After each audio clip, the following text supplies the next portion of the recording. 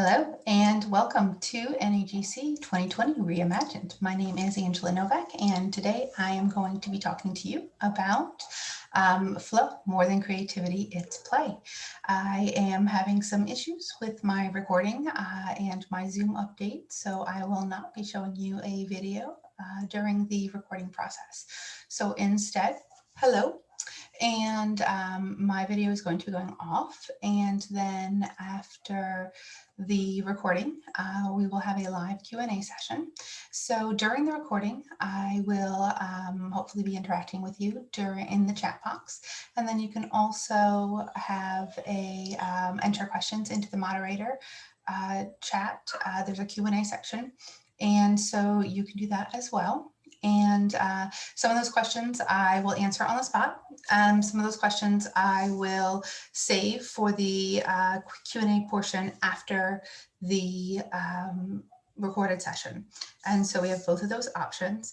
In addition, you may be watching this on demand. So after the conference time in November is done, and in that case, I just encourage you during the presentation to pause at any point and just reflect and think about what we are sort of talking about in the chat, which I honestly don't know whether or not you'll have access to. That's great. Interesting point or question. I don't know if you have access to that, but if you do have access to it, it might be interesting to read back along and see what other people were discussing.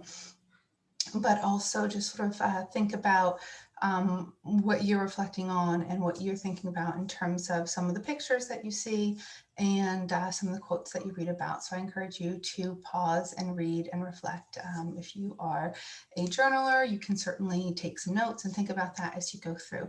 There is a upload of a document on the note as far as notes go that has all of the quotes as well as the articles that I reference in terms of some of the slides so that you can see, so that you can trace those back if you are interested.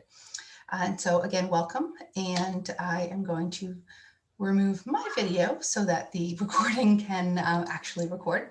And then you will see instead the slideshow. So again, welcome to NAGC 2020. And today's presentation in this section of the breakouts is flow, more than creativity, it's play.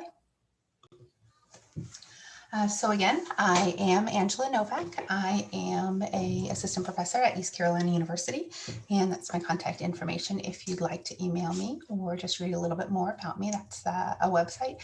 I have student samples and a little bit of my work on the website. It's not the most updated in the world. It's on my to-do list. Maybe I will have it a little bit more updated before the conference. If not, grades are due in December. So perhaps on December 1st, so perhaps by mid-December, it'll be a little bit more updated. We're going to start off with this quote by Peter Gray. And while this is a live session, unfortunately, you cannot pause, but I do encourage you to go back when it's on demand and go through the slides if you'd like again, and just go through and pause so that you can take that self-reflection time, like I encourage the on-demand group to, or what I call playing, for those of you playing along at home. That's what I do for my kiddos in class, the ones that attend the live session versus the ones that are, again, playing along at home. And this is just your opportunity to pause and take as much time as you want to read and reflect on the quotes and the pictures that you see. But this is Peter Gray, and as we go through the research, a lot of what I will talk about is play research, because I'll build upon the assumption that you know between some and a lot about gifted education research.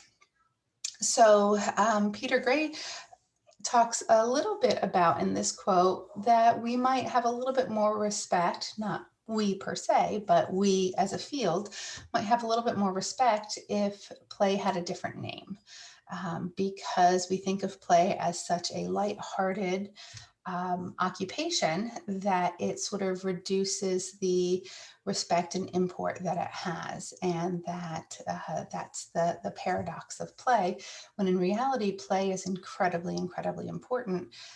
But sometimes we just don't see it as such because it seems so lighthearted.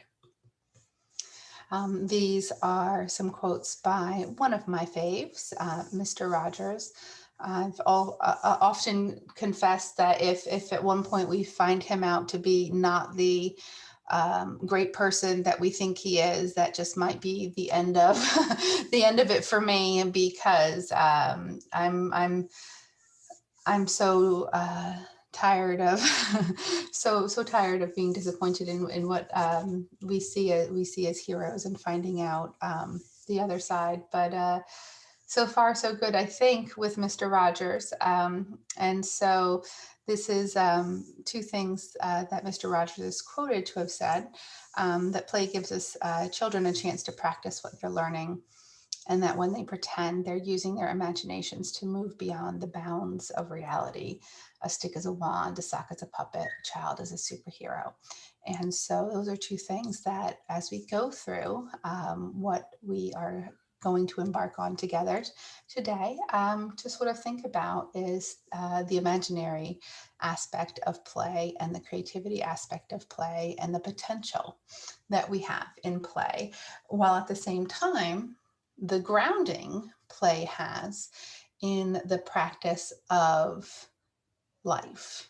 And when we look at play, and Peter Gray, the person I quoted in the slide beforehand, is an anthropologist. And early research on play in terms of evolutionary anthropology is really that play is how children learn to be adults. And play, from anthropology and from studying early aspects of play and from studying different civilizations and looking at play from a very robust viewpoint, is that play is the study of how to be an adult.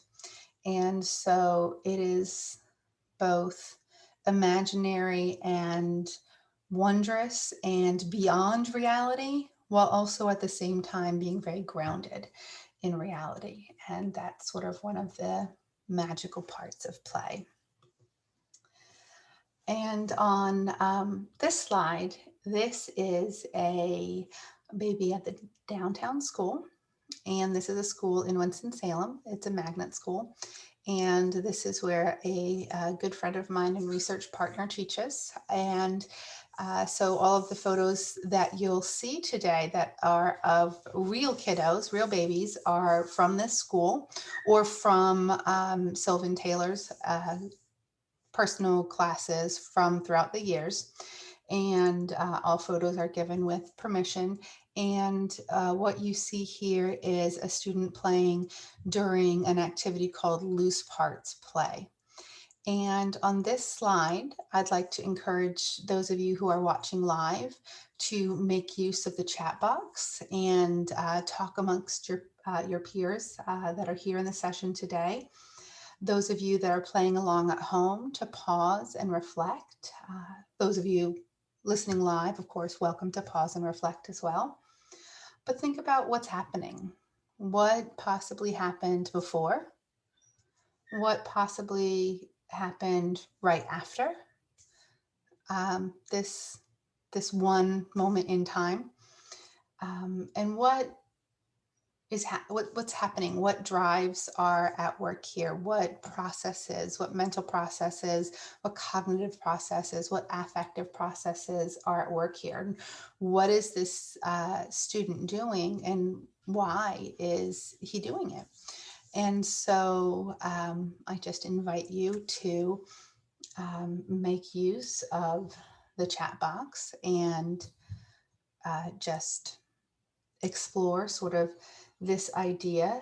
This is during recess time, and it is during a occupation called Loose Parts Play, or a play activity called Loose Parts Play, which we will get into in a little bit. Because my section is pre-recorded, I can't take part in this discussion. I will just let you guys either pause and reflect for playing along at home, or give a little bit more time for those of you chatting in the chat box.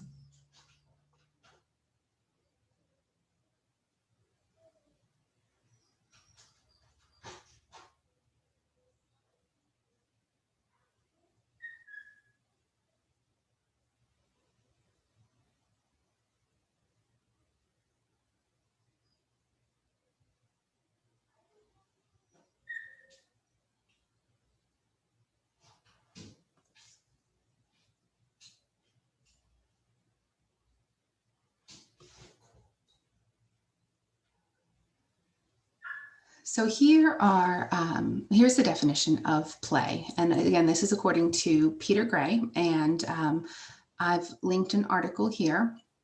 And the articles and I will post the PowerPoint to as a PDF for the notes. I'll post limited aspects of the PowerPoint, in that I won't post the pictures of the children, but I will post the quotes and the links to the articles to the notes for NAGC Reimagined.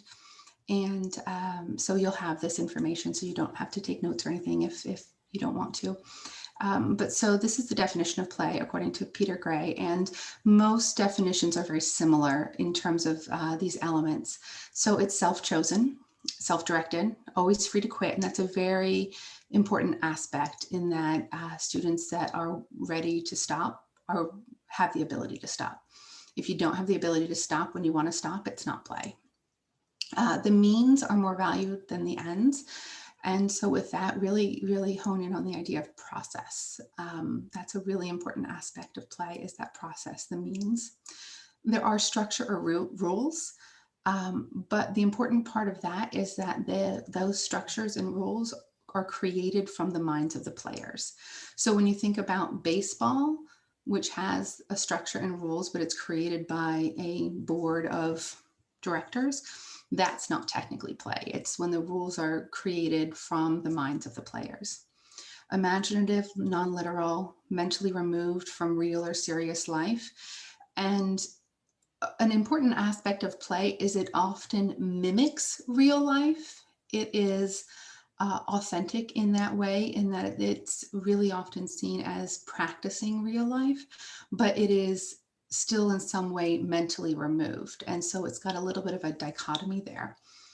And really important is that it is active, alert, but non-stressed frame of mind. So that non-stressed is also important.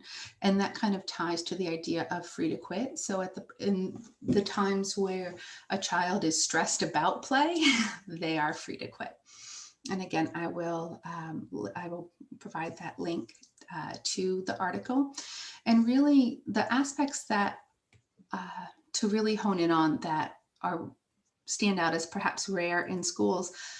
Think about the ideas of self-chosen, self-directed, free to quit. The means are more valued than the ends. And that idea of active, alert, but non-stressed. Really think about those aspects. And again, if you are playing along at home in the on-demand section, at any point, really pause and reflect on any of those aspects. So in terms of play, we think about a couple of different views. Historical view, when it first came around, it was really viewed as adaptive behavior. And so in the late 1800s, Gruss suggested that for both humans and other animals, play had an adaptive purpose. He said that it's both instinctive practice behavior that prepared individuals for adult skills as a means of gaining relief from the stressors of life. And he called this recreation theory, or really this idea of stress relief. Other theorists and researchers also talked about hypotheses about the purpose of play. Schiller was one, that's around 1870s, about 1875. He thought that play looked at the expenditure of exuberant energy. And so the purpose of play was to just get rid of all of this extra energy.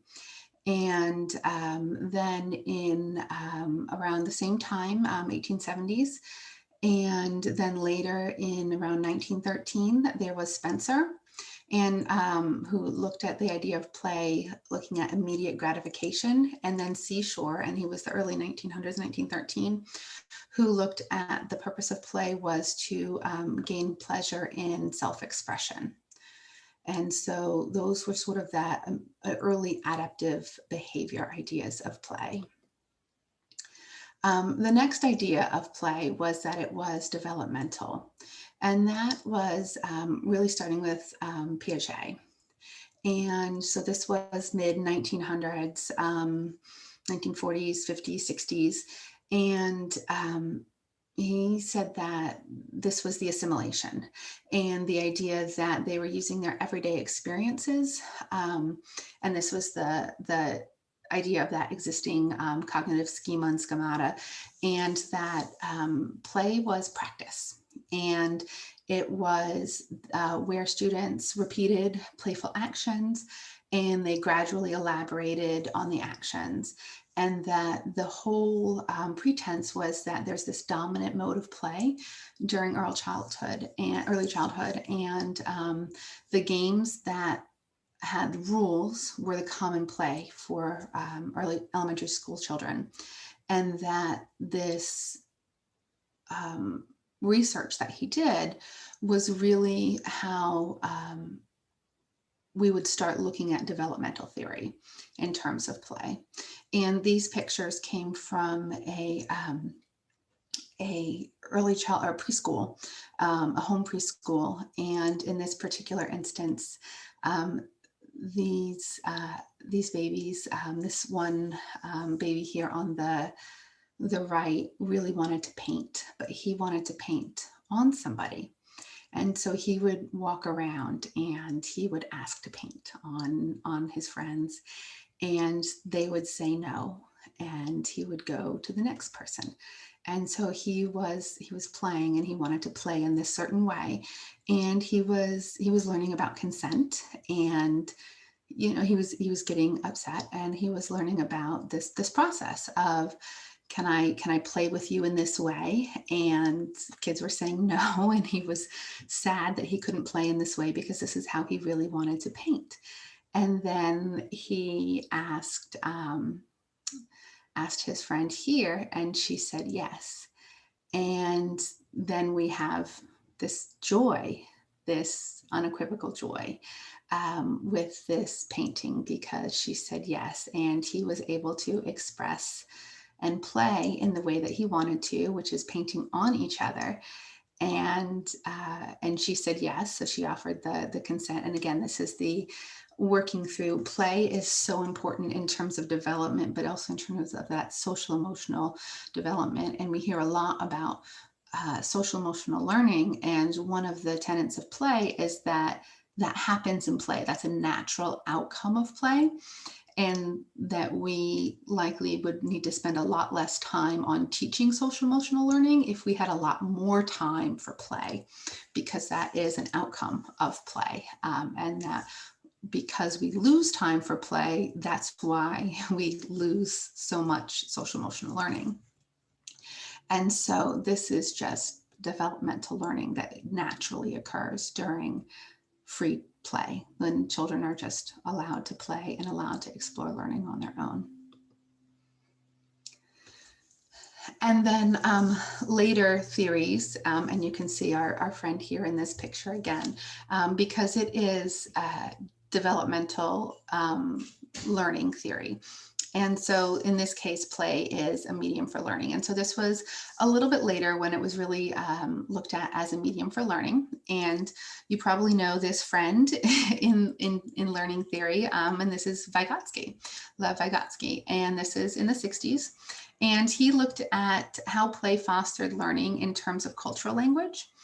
And he actually really looked at spontaneous learning, play, and how children learn self-regulation in terms of play. And one thing that he studied in terms of play was speech, and looking at objects and actions in terms of speech. And he went into the idea of director's play as well, and looked at how children developed scripts and came up with ideas and built settings, gave characters voice. And he was really interested and studied a lot in terms of that aspect of play, where children came up with these scenarios and came up with ideas of how these stories would develop and how relationships would develop in terms of the aspect of roles and learning and creating families sometimes, and creating whole situations of this is how our scenario or life will turn out. And this picture I was actually doing, I was actually observing at the downtown school in this when this picture was happening.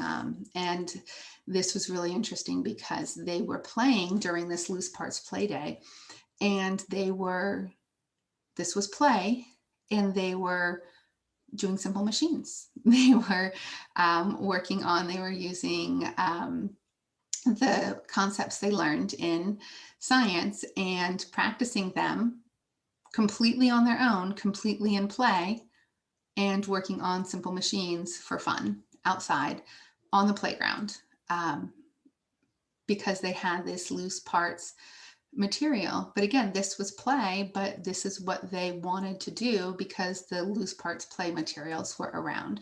And so it was completely student inspired, but they were continuing the learning from the classroom because the materials were around.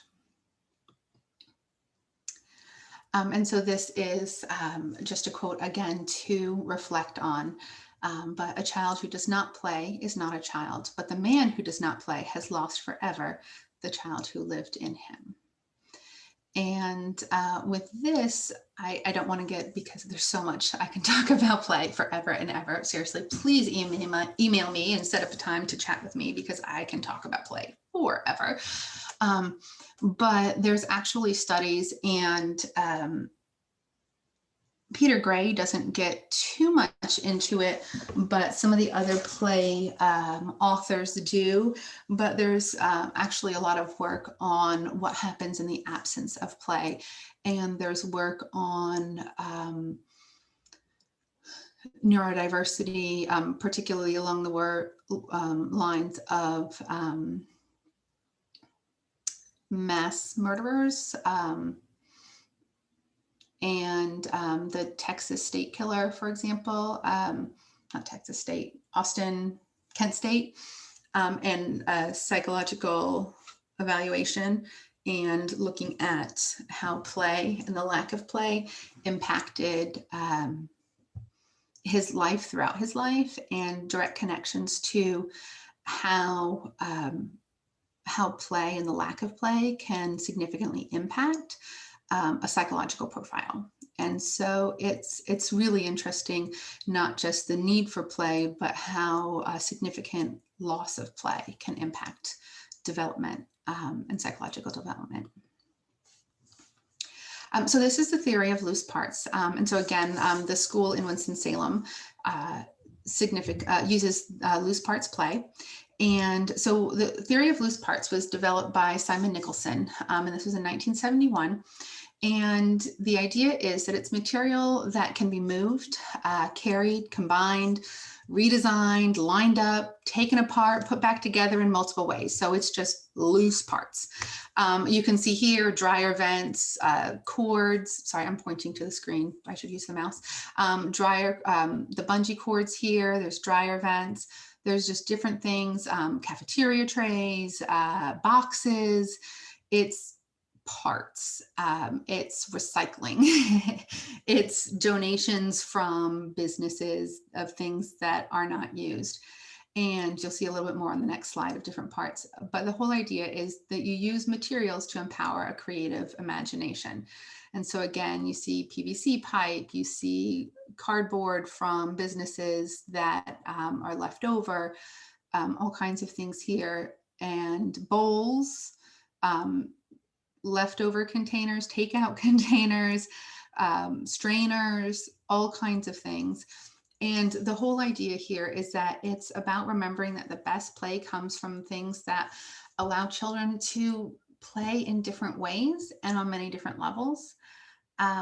It's remembering that when, for those of you that have little kids or little grandkids, that unwrapping the present can be the most exciting part, or playing with the box after the toy is taken out of it can be the most exciting part. And that's because that's the loose imagination, right? That after you build the Lego, according to the directions, you tear it apart and you have free reign. And that's the most exciting part. And so the loose parts is the play, and it's the open imagination. And so environments that include loose parts are more stimulating and more engaging than static ones that have finite rules and static rules that tell you what you're supposed to do and when. And I love his face right here. Sometimes they don't like me going around and taking their pictures. So this is a quote from the founder of the Reggio Emilia approach. And it's, the wider the range of possibilities we offer to children, the more intense will be their motivations and the richer their experiences.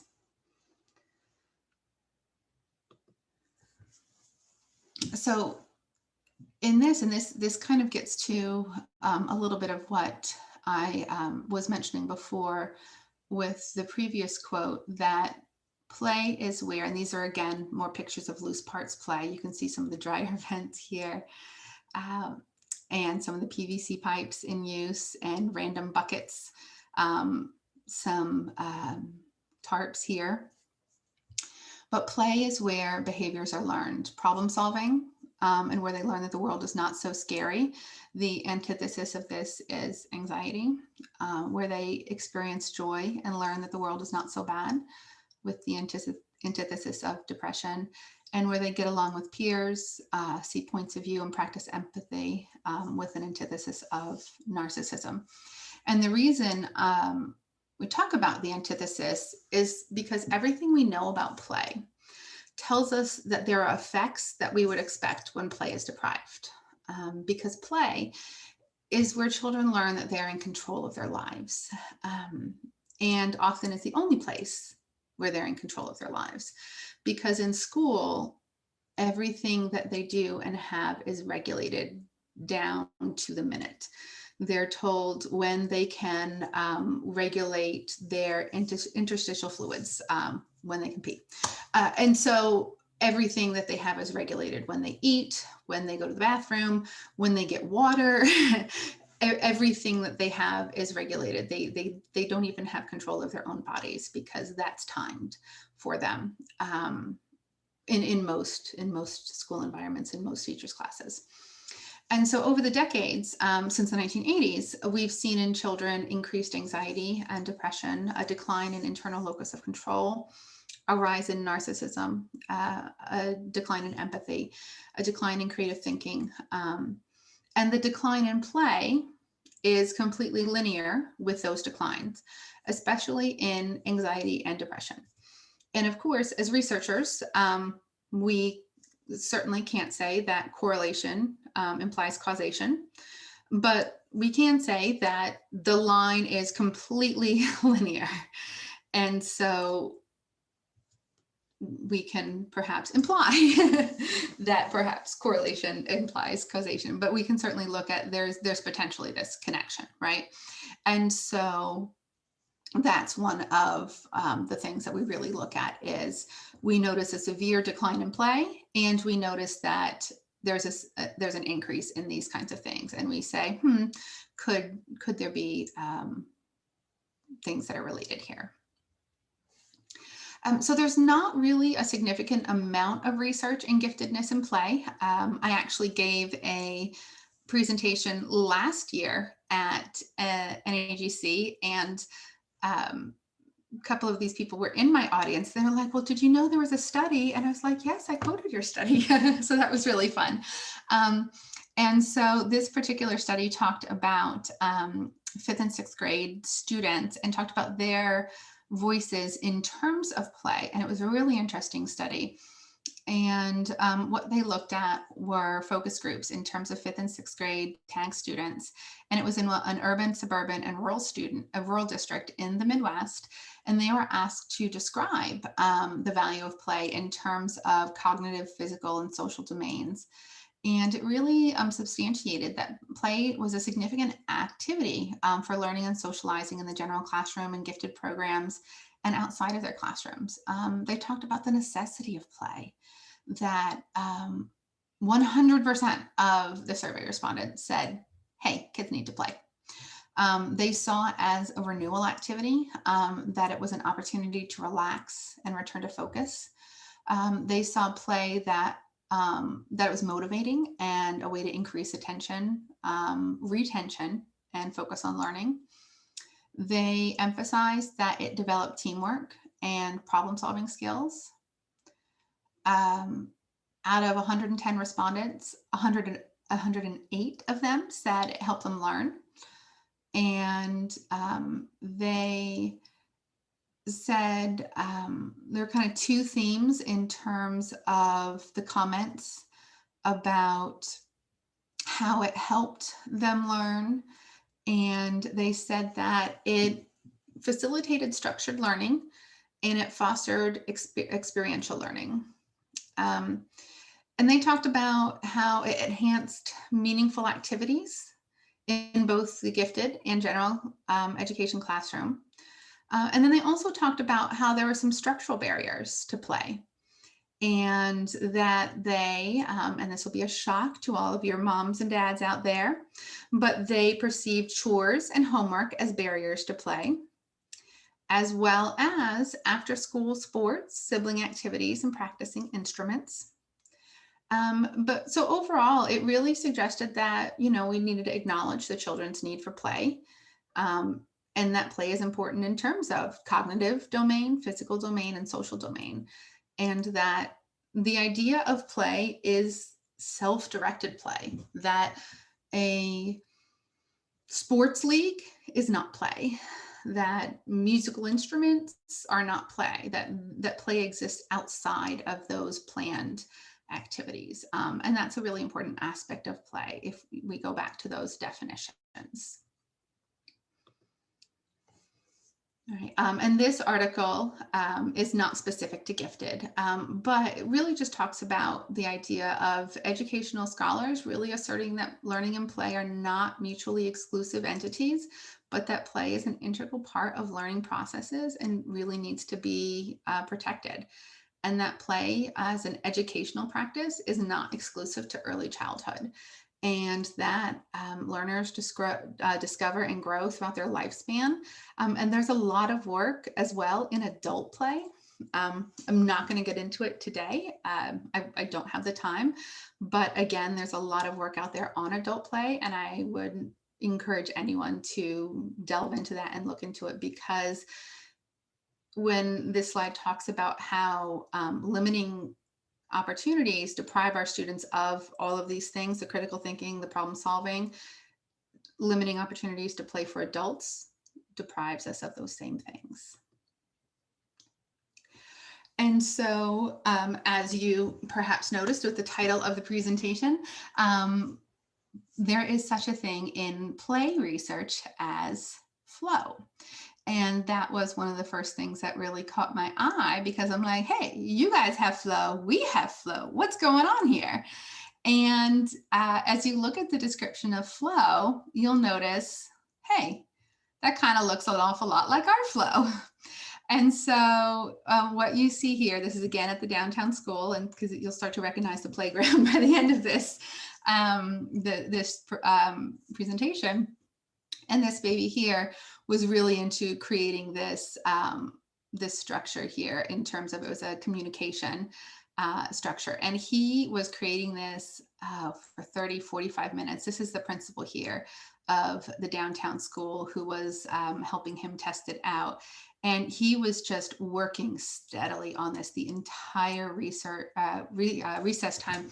And when it is Loose Parts Friday, they have an hour instead of their normal recess time, which I believe is 30 minutes, but they have an hour when it's Loose Parts play time. So they have a really extended time for this. And so he was just working steadily and revising and working. So this was creative process. This was creative thinking skills, really, really working on this. But this was flow. He was working on it. He was absorbed. He was active. He was engaged. This was all of these things.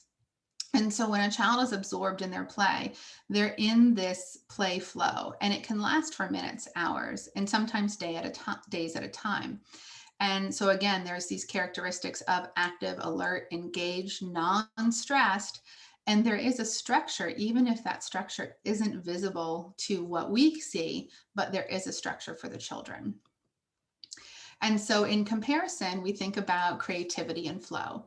And that is that feeling that keeps creative people motivated. It can be painful, risky, and difficult at times.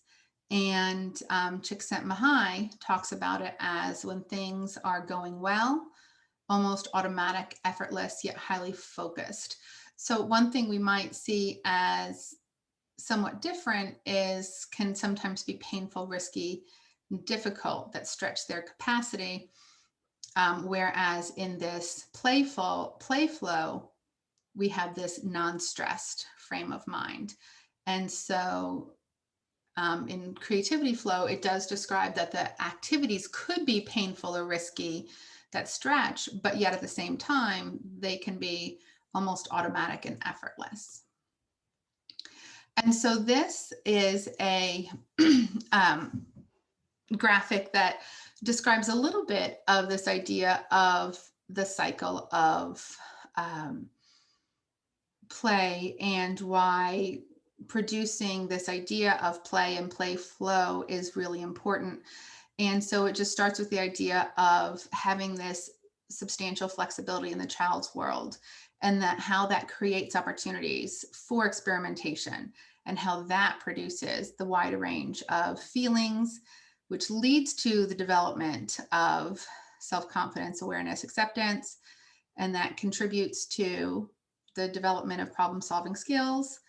And that leads to a flexible child who's able to use the flexibility, and that leads to substantial flexibility in the child's world, and how that goes on and on and on.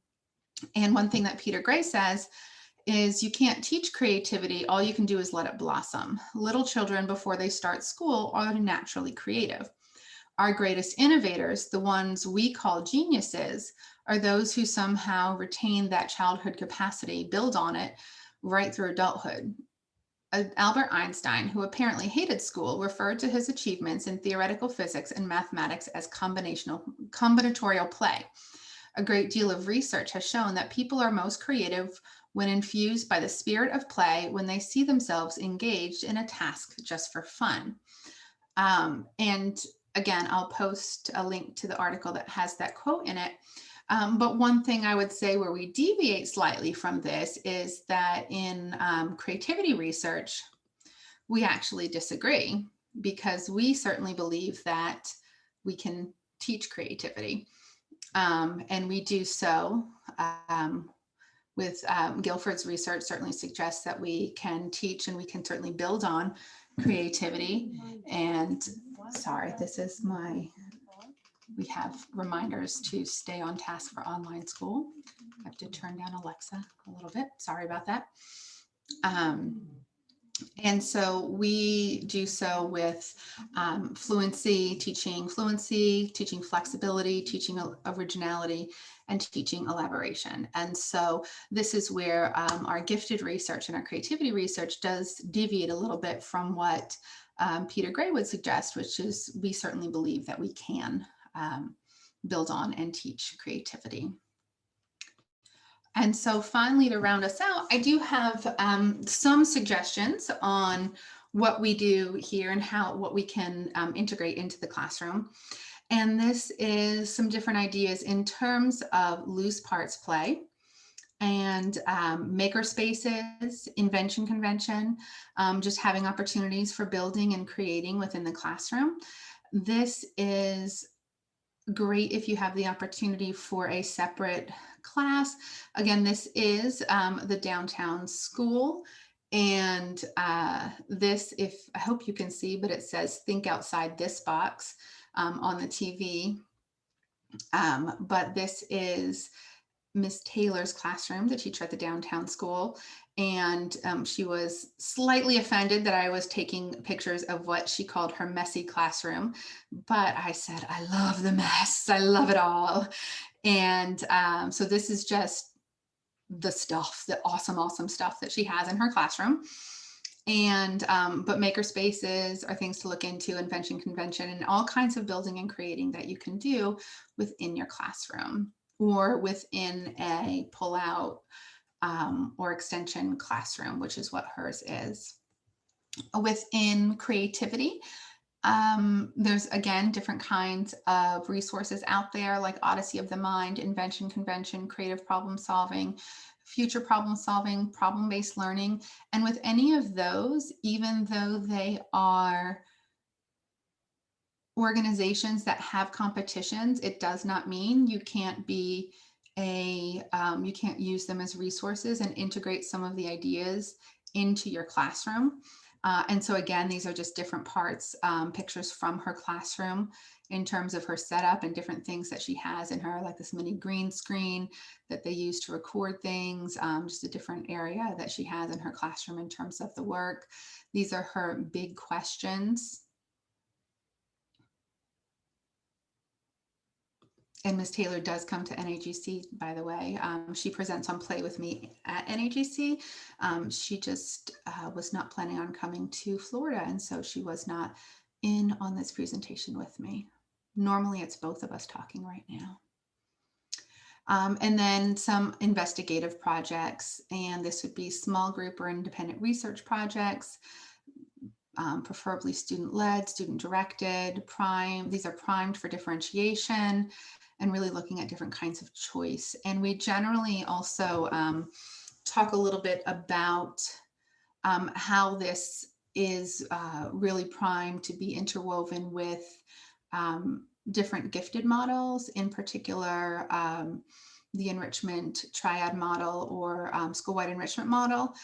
But because this is the live presentation, I needed to make it 40-ish minutes. And so I had to cut a few things.